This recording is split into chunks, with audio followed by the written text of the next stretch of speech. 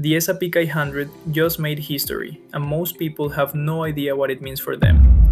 The S&P 500 just crossed a milestone that has never happened before in the entire history of investing, and most people scroll right past the headline without realizing what it actually means for their own money. The Vanguard S&P 500 ETF became the first fund in history to hit $1 trillion in assets. The Dow Jones crossed 52,000 points for the first time ever. And right now, while all of this is happening, most Americans are still sitting on the sidelines, not invested in a single dollar of it. That gap between what the market is doing and what most people are actually doing with their money is exactly what this video is about. Let's start with what this moment actually means and why it matters more than any headline number. When a fund hits $1 trillion in assets, it's not just a big number for a press release. It's a signal about where the money in this country is actually going. Millions of ordinary people, not Wall Street professionals, not hedge fund managers, not people with connections or special access, are quietly building wealth through the same basic tool that's been available to anyone with a brokerage account for decades. And the data on who those people actually are will probably surprise you. 8.8% of American adults are millionaires right now, about 24.5 million people. But here's the part that changes how you should think about this. 80% of them build that wealth themselves. They didn't inherit it. No family money, no lucky break, no tech startup. The typical American millionaire is 62 years old and hit $1 million around age 49 through career income and consistent investing. Not by picking the right stock at the right time, not by getting in early on something secret, just by investing consistently for long enough. If that's surprising to you, here's the first thing I want you to do before we go any further. Think about what you have invested right now, not what you plan to invest, not what you've been meaning to get around to, what you actually have working for you in the market today. If the honest answer is nothing or almost nothing, then this video is going to matter a lot more to you than any headline about the S&P 500 hitting a record. If you're liking this so far, hit subscribe right now, because every week I break down exactly what's happening in the market and what it actually means for your money. Now let's talk about the math, because the math is the part that most financial news skips entirely, and it's the part that either changes everything for you or stays theoretical forever. The S&P 500 has averaged around 10% annual returns over the last 7 decades.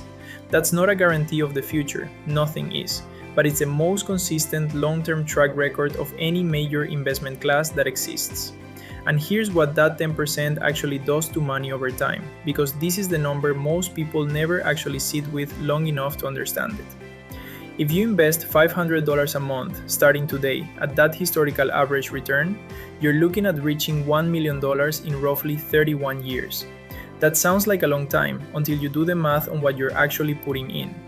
$500 a month for 31 years is a total contribution of around $186,000 out of your own pocket. The other $814,000, the majority of that million, came from the market doing what it does when you leave it alone long enough. You contributed less than a fifth of the final number. Compounding did the rest. Now here's where it gets even more interesting and more urgent depending on where you are in life right now. The same target of $1 million requires very different monthly contributions depending on when you start. If you're 30 years old, you need roughly $500 a month to get there. If you're 40, that number climbs to around $1,300 a month. If you're 50, you're looking at over $3,500 a month just to hit the same goal. Same destination, dramatically different price depending on how much time you give the math to work. This is why every year you wait is not just 1 year of no progress, it's 1 year of compounding that never happens, and you can never go back and add that year later. And this brings us to the question that actually matters, which isn't whether the S&P 500 hitting a record is good news or bad news, because most people ask that backwards. They see a market at all-time highs and think it must be too late to get in, that they missed the window, that buying now means buying at the peak. But here's what the data actually shows about that fear. The S&P 500 has hit all-time highs over 1,000 times in its history. Every single one of those days felt like a peak to someone who was watching, and in almost every case, the market continued higher over the following decade. Waiting for a pullback to invest is a strategy that has cost the average person far more money than the pullback itself ever would have saved them. The most common occupations among American millionaires are not what you'd expect either. It's not bankers, it's not tech founders, it's not people in finance. It's engineers, teachers, accountants, and small business owners. 5% of millionaires in this country are teachers, more than doctors. How? Higher savings rates, consistent investing, and discipline over time. The boring path is the one that actually works, and the market hitting record highs is not a reason to stay out. It's a reminder that the boring path has been working this entire time while most people were waiting for a better moment to start. Here's the practical piece, because understanding all of this doesn't do anything for you if you don't connect it to an action today. If you have a 401k through your employer and you're not contributing at least enough to get the full employer match, that's the first thing to fix, because the match is an instant guaranteed return on your money before the market does anything. If you don't have a 401k or you've already maxed the match, opening a Roth IRA and putting it into a simple S&P 500 index fund is the most straightforward version of exactly what built the wealth of those 24 million millionaires. Not a complex strategy, not active trading, not timing the market. One index fund, automated monthly contributions, left alone for decades. The S&P 500 hitting 1 trillion in assets and the Dow hitting 52,000 aren't just headlines for financial news channels.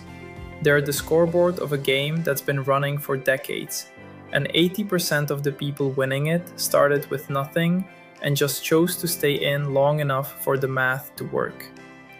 The question isn't whether the market is at a good level to get in. The question is, how many more years are you going to spend not being in it at all?